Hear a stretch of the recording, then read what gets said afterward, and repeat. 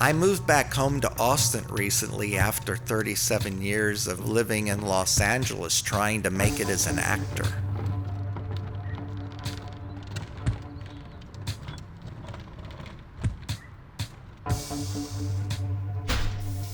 It's a bit of an adjustment. However, I feel like this movie will actually help me transition to a new phase of my life.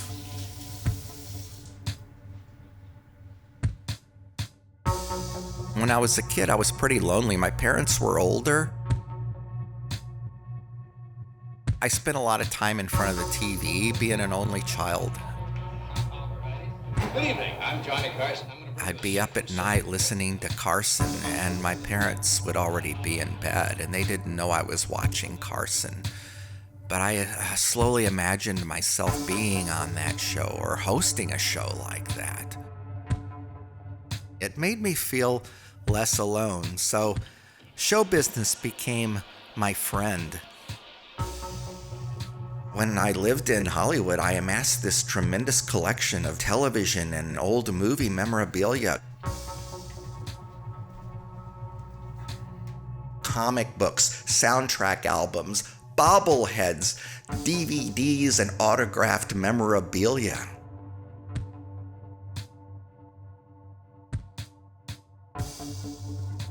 People have said I'm a hoarder when they see all of this, but I wouldn't call it a hoarder because it's organized. A hoarder doesn't organize everything.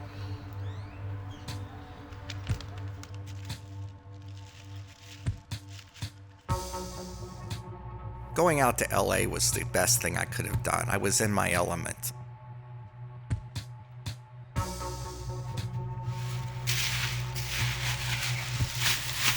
It turned out that the best way to get on the set would to be as an extra, so that's what I did.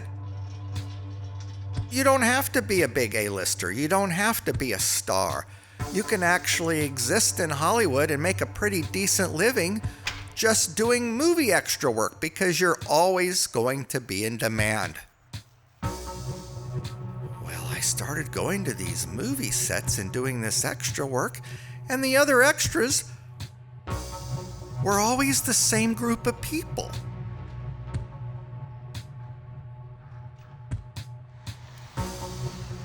So we all started going to parties together, and we almost became sort of a family.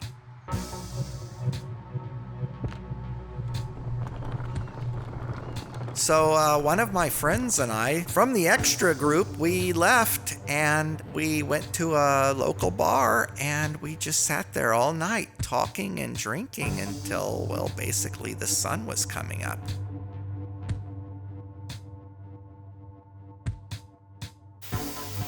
And I was so tired, and I had been drinking, of course, and as the sun was coming up, my friend looked over to me and he said, "Aren't we lucky to have our stars?"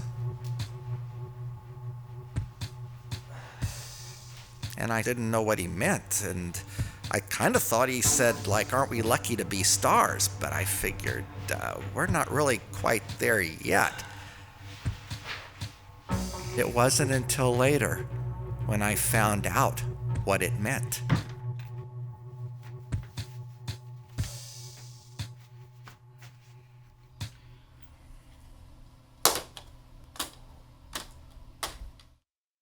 I want to show you this one particular scene. Here it is.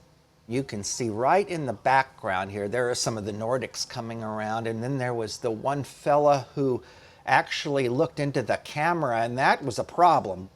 He went away. No one ever saw him again, because the last thing you want to do is draw attention to yourself. There's a whole bunch of them in there. There were some lazy Nordics here. There were a lot of like worker drones, offshoots of the gray Roswells. I would say probably 3/4 of the extras here are from the community, various, from all over the Pleiades, mind you. Tim actually was in the film. He happened to get on the box, so this is a very rare case. And there's a lot of controversy as to whether he actually had transformed himself or not. But they overdubbed his voice because there was a certain reptilian growl involved. A lot of shape-shifting going on this one, and there was a lot of cocaine use. That's Jim. This is a dub voiceover because his voice was unintelligible. You didn't see many young ones, but that was actually an offspring right here of a Nordic.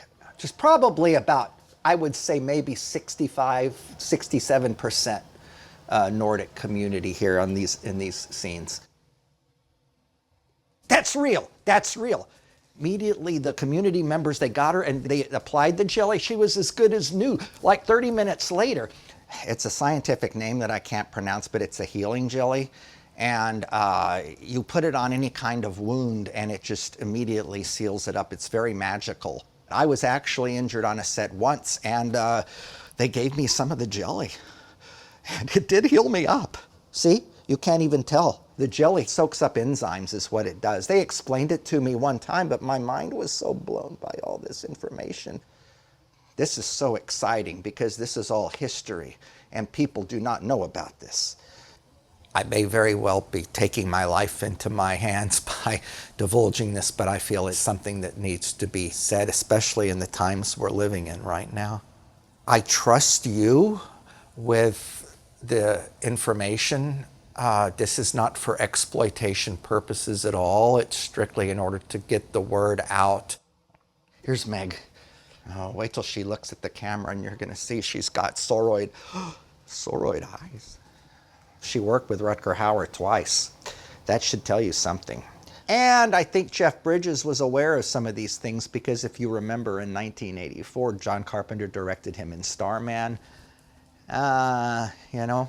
And of course, Jodie Foster, she probably knew some things as well because Contact.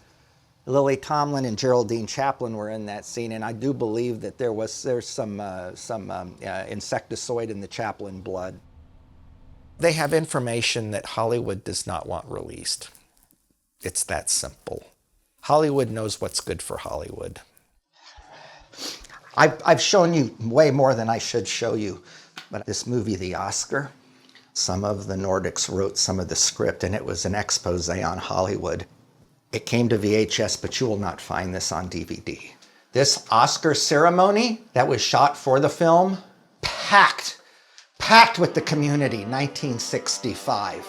So Bob Hope is talking to probably 75% of these people are Nordics. They got all the big stars to be part of this because they were that powerful. There was a lot of coding in this movie. It was almost a message. This is so valuable. Oh my goodness, no one can find this. But I'm in a special place, but you know all this now. I have been away from the community going on maybe 8 years or so, and I feel that there's a safe enough distance. I wish I knew where they are now. They just gave me all of this information. I have to attribute most of it to Ned. Yeah, that's him right there. That's Ned. I forgot that he dyed his hair. Ned was really good at what he did. He was able to be natural without like bringing attention to himself. Ned said that he was on the set when Warren Beatty told Robert Downey Jr. how to play a scene, some of the best acting advice that Downey said he's ever got. Even before I knew the secrets, I felt such a community with them, and I guess I call them a family because I didn't have much of a family myself.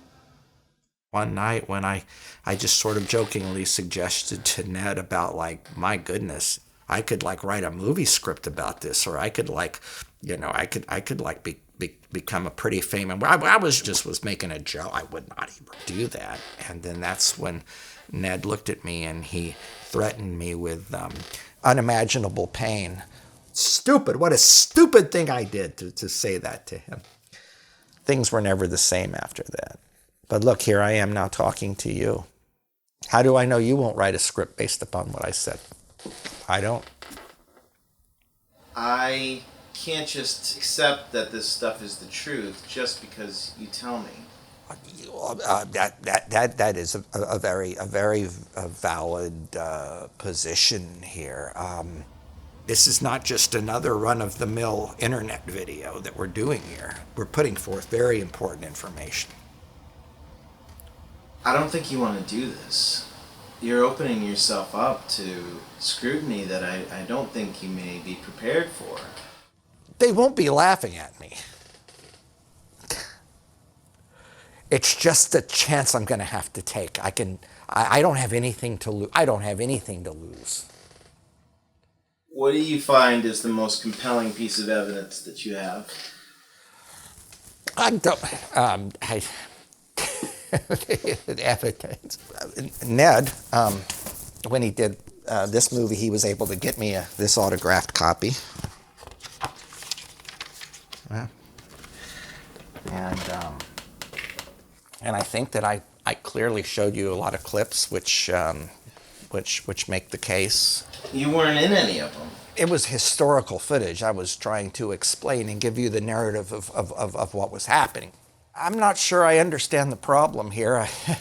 I'll be happy to show this stuff to you. Didn't you have some more questions about the message? You told me your name. Right. So I was able to look you up. Right. Mm-hmm. Do you know the name William Statton?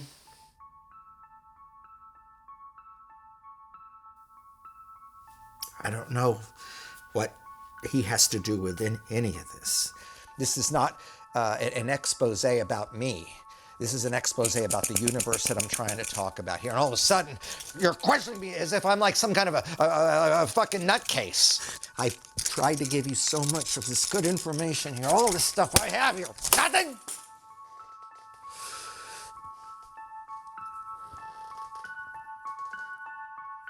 Doesn't anybody give a fuck?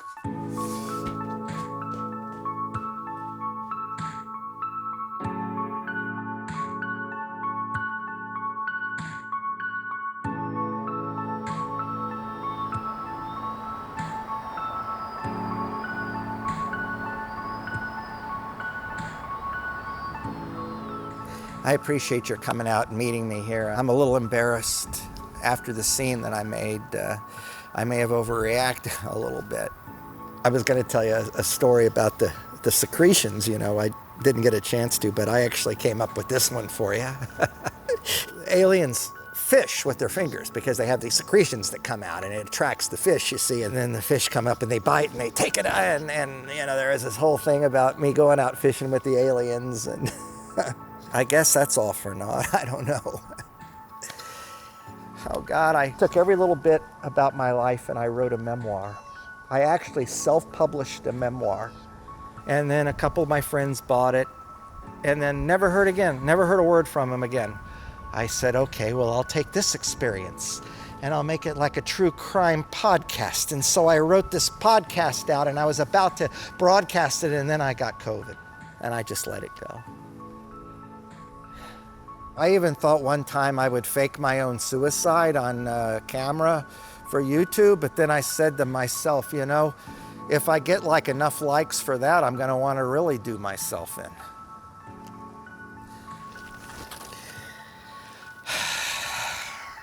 Since I'm so fascinated with Hollywood, you know, this above Los Angeles, there's Dorothy Chandler Pavilion, the Hollywood sign. This is where they shot All in the Family. This is the MASH Mountain by Universal Studios and all. Warner Brothers, NBC, where Johnny Carson was. I was going, wow, if I was up in a spaceship, this is what all this would look like. And then it dawned on me, what if I was an alien looking down on LA? That's exactly what I am. I'm an alien. Everywhere, not just LA, everywhere. Hell, I was in LA one time. One time I was in Los Angeles. I went to Hanna-Barbera Studios to see where Fred Flintstone was born. When I was a kid, my parents would take me out to the lake and I'd sit on the boat dock, and you could hear the tree crickets, and they're all blaring out, you know, hey, listen, I exist, I'm here. And at first you hear it and you're like going, wow, and it's kind of a beautiful sound, but eventually it just becomes background noise. You don't really hear it. And now we've got all these tree crickets on YouTube going, hey, I exist, look at me, look at me, look at me, I want attention. But it never becomes background noise, it just becomes the noise. So I have to choose Do I want to be part of that noise? Just to exist? Maybe I don't want to be part of that. Maybe I want to be a tree cricket, and it's just a pleasant noise in the background. I'd like to live a little bit longer. I guess I'm not ready to go. It's tough for us aliens.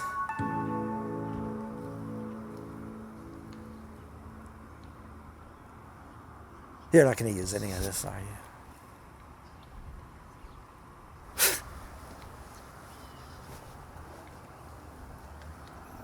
You're not going to use any of it.